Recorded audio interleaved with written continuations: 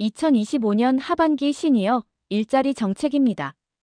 2025년 대한민국은 65세 이상 인구가 전체 인구의 20%를 넘어서며 초고령 사회에 진입했습니다. 이에 따라 시니어들의 경제적 자립과 사회적 참여를 지원하는 일자리 정책이 더욱 중요해지고 있습니다. 오늘은 2025년 7월 이후 시행되는 시니어 일자리 정책을 지역별로 상세히 살펴보고 관련 공공기관과 기업체의 역할, 그리고 기대 효과에 대해 이야기하겠습니다. 이 정책은 시니어들의 삶의 질을 높이고 지역사회와 국가 경제에 기여하는 것을 목표로 하고 있습니다. 먼저 전체적인 정책 개요부터 시작하겠습니다. 2025년 시니어 일자리 사업 예산은 2조 1,847억 원으로 작년보다 1,585억 원 늘어났습니다. 이를 통해 약 109만 8천 개의 일자리가 제공되는데 이는 전체 시니어 인구의 약 10%가 참여할 수 있는 규모입니다.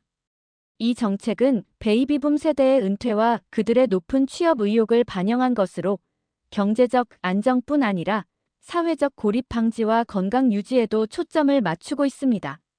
참여 대상은 만 60세 이상, 일부 사업은 65세 이상이며 1인 가구나 근로 능력이 없는 노인을 부양하는 경우, 그리고 국가 유공자는 우선 선발됩니다.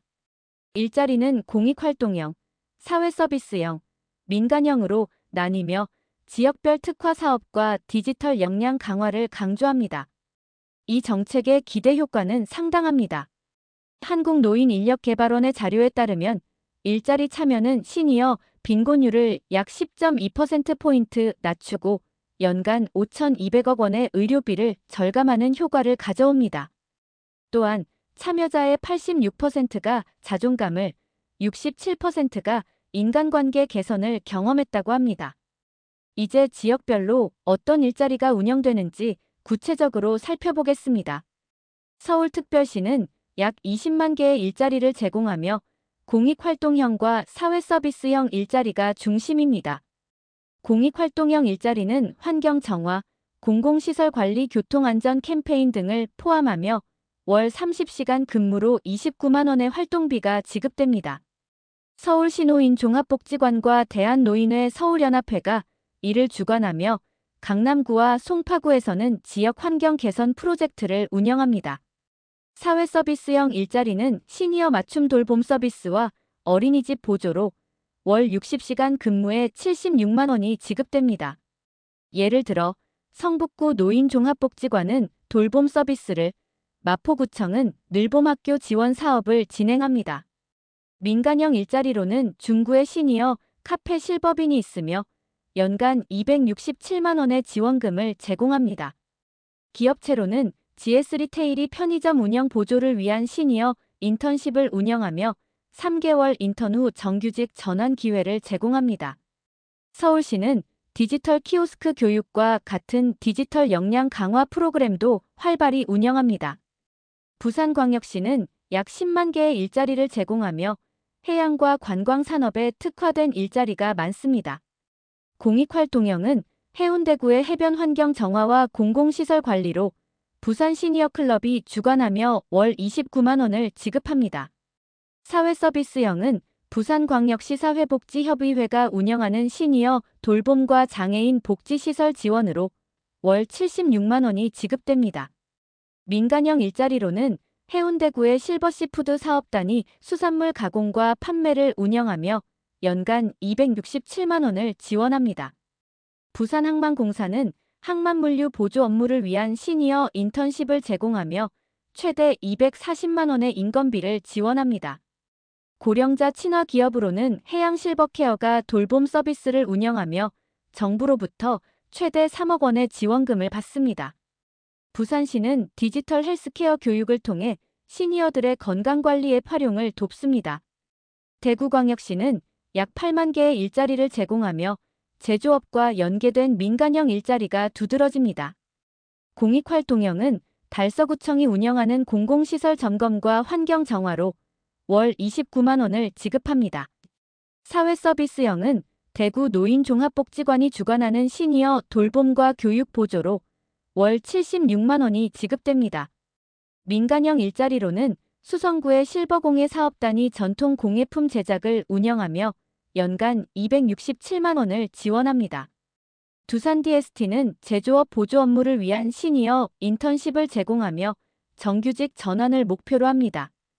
고령자 친화 기업인 대구실버산업은 의료기기 조립 업무를 운영하며 정부 지원금 3억 원을 활용합니다. 대구시는 경로당에 디지털 교육센터를 설치해 시니어들의 디지털 역량을 강화합니다. 인천광역시는 약 7만 개의 일자리를 제공하며 항만과 물류 산업에 특화된 일자리가 많습니다. 공익활동형은 인천 시니어클럽이 운영하는 공공시설 관리와 교통안전 캠페인으로 월 29만 원이 지급됩니다. 사회서비스형은 연수구청이 주관하는 어린이집 보조와 돌봄 서비스로 월 76만 원이 지급됩니다.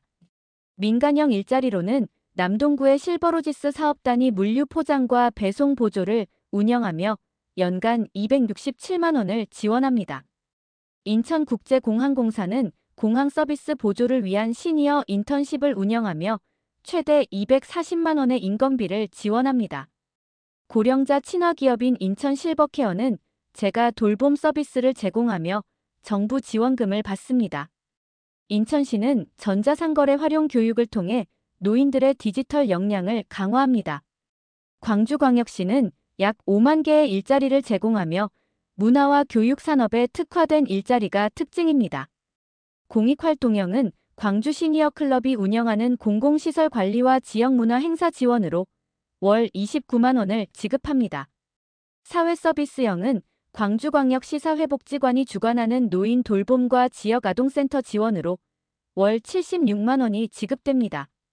민간형 일자리로는 북구의 실버아트 사업단이 문화 콘텐츠 제작을 운영하며 연간 267만 원을 지원합니다. 기아자동차는 생산 보조 업무를 위한 시니어 인턴십을 제공하며 정규직 전환 기회를 제공합니다. 고령자 친화 기업인 광주실버문화는 문화 프로그램 운영을 통해 일자리를 창출하며 정부 지원금 3억 원을 활용합니다. 광주시는 디지털 문화 콘텐츠 제작 교육을 진행합니다. 대전광역시는 약 4만 개의 일자리를 제공하며 과학과 연구 산업에 특화된 일자리가 많습니다. 공익활동형은 대전 시니어클럽이 운영하는 공공시설 관리와 환경 정화로 월 29만 원을 지급합니다. 사회서비스형은 유성구청이 주관하는 돌봄 서비스와 교육 보조로 월 76만 원이 지급됩니다. 민간형 일자리로는 서구의 실버테크 사업단이 기술 지원 업무를 운영하며 연간 267만 원을 지원합니다. 한국전자통신연구원은 연구 보조 업무를 위한 시니어 인턴십을 제공하며 최대 240만 원의 인건비를 지원합니다. 고령자 친화 기업인 대전실버테크는 기술 컨설팅 서비스를 운영하며 정부 지원금을 받습니다. 대전시는 디지털 연구 지원 교육을 통해 노인들의 기술 활용 능력을 강화합니다. 울산광역시는 약 3만 개의 일자리를 제공하며 중공업과 제조업에 특화된 일자리가 특징입니다. 공익활동형은 울산 시니어클럽이 운영하는 공공시설 관리와 교통안전 캠페인으로 월 29만 원이 지급됩니다. 사회서비스형은 남구청이 주관하는 노인 돌봄과 지역아동센터 지원으로 월 76만 원이 지급됩니다. 민간형 일자리로는 중구의 실버인더스트리 사업단이 제조업 보조 업무를 운영하며 연간 267만 원을 지원합니다. 현대중공업은 조선업 보조 업무를 위한 시니어 인턴십을 제공하며 정규직 전환 기회를 제공합니다. 고령자 친화 기업인 울산실버제조는 부품 조립 업무를 운영하며 정부 지원금 3억 원을 활용합니다. 울산시는 디지털 제조기술 교육을 진행합니다. 주요 공공기관으로는 한국노인인력개발원이 전국 사업을 총괄하며 지역별 수행기관을 관리하고 디지털 교육 프로그램을 개발합니다. 대한노인회는 서울, 부산, 대구 등 지역 연합회를 통해 공익활동형과 사회서비스형 일자리를 운영합니다. 지역 고용복지센터는 전국 200개 이상에서 모집과 상담을 진행하며 각 지자체는 지역 특성에 맞는 사업을 설계하고 예산을 배분합니다. 기업체로는 GS리테일, 현대중공업, 기아자동차, 부산항만공사, 한국전자통신연구원이 시니어 인턴십과 고령자 친화기업으로 참여하며 정부 지원금을 활용해 일자리를 창출합니다. 지역별 특화 사업으로는 서울의 디지털 키오스크 교육, 부산의 해양산업 연계 일자리, 대구의 전통공예, 인천의 물류산업, 광주의 문화 콘텐츠 제작, 대전의 과학연구 보조, 울산의 중공업 연계 일자리가 있습니다. 디지털 전환은 경로당과 복지관의 디지털 교육센터를 설치하고 스마트폰, 키오스크, 헬스케어 앱 활용 교육을 제공하며 민간형 일자리에서 디지털 기술 활용을 확대합니다. 이 정책은 경제적 자립, 사회적 고립 방지, 건강 유지에 기여하며 지역 경제 활성화와 정보 격차 해소를 지원합니다. 공공기관과 기업체의 협력은 일자리의 지속 가능성을 높이고 ESG 성과지표를 통해 우수 사례를 확산시킬 것입니다. 다만 재정 부담 관리, 지역별 격차 해소, 정책 집행의 효율성 제고가 과제로 남아 있습니다. 지속적인 모니터링과 피드백을 통해 정책의 실효성을 높이는 노력이 필요합니다. 2025년 하반기 시니어 일자리 정책은 초고령 사회에 대응하여 시니어들의 경제적 안정과 사회적 참여를 지원하는 데 초점을 맞춥니다. 지역별 특화 사업과 디지털 전환을 통해 시니어들의 역량을 활용하고 공공기관과 기업체의 협력으로 지속 가능한 일자리 생태계를 구축합니다. 이 정책은 시니어들의 삶의 질을 높이고 지역사회와 국가 경제에 기여할 것입니다. 지금까지 2025년 하반기 시니어 일자리 정책에 대해 말씀드렸습니다. 시청해주셔서 감사합니다. 구독과 알림 설정은 저에게 힘이 됩니다. 행복한 하루 되세요.